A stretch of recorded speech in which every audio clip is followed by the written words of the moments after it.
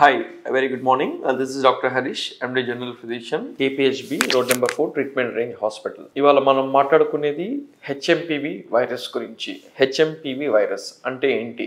అది human మెటానిమో virus. చాలా మంది దీన్ని కొత్త వైరస్ అంటున్నారు, కానీ ఇది కొత్త వైరస్ కాదండి. ఇది ఆల్రెడీ మనకి 2001లోనే వచ్చిన వైరస్ది. కాకపోతే ఇప్పుడు కేసెస్ అనేవి ఎక్కువ అవడం వల్ల దీన్ని అందరూ కొత్త వైరస్ అని అంటున్నారు.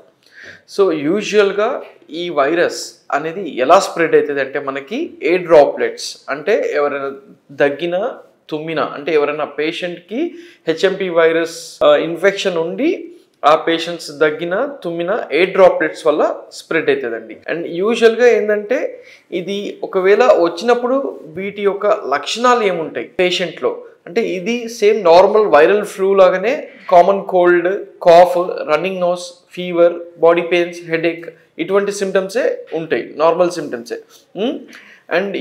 అండ్ వీటి నుంచి మనం ఎలా ప్రివెంట్ చేసుకోవాలంటే ఈ వైరస్ రాకుండా మనం ఎలా ప్రివెంట్ చేసుకోవాలంటే you should keep washing your hands regularly. And మీకు దగ్గొచ్చినా తుమ్మొచ్చినా use kerchief or wear mask in crowded places or better avoid crowded places and maintain self distance. ఒకవేళ మీకు కనుక ఇటువంటి లక్షణాలు లైక్ కోల్డ్, కాఫ్ అటువంటి ఉండి cold, cough, running nose, fever, nasal congestion, body pains, headache ఇటువంటి సిమ్టమ్స్ ఉంటే better get self isolated. And mostly ఎవరు వైరస్కి బాధితులు అవుతారు అంటే మెయిన్గా చిన్నపిల్లలు అండ్ ఎల్డర్లీ వాళ్ళు అంటే లైక్ ఏజ్ మోర్ దెన్ 60-70 అటువంటి వాళ్ళు.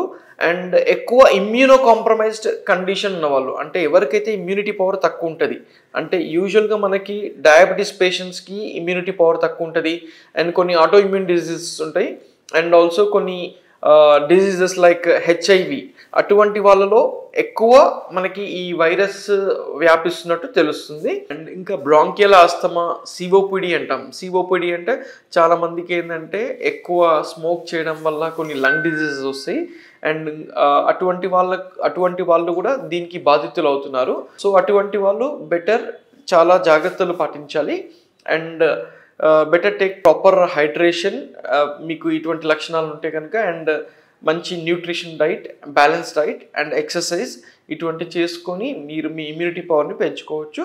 Thank you.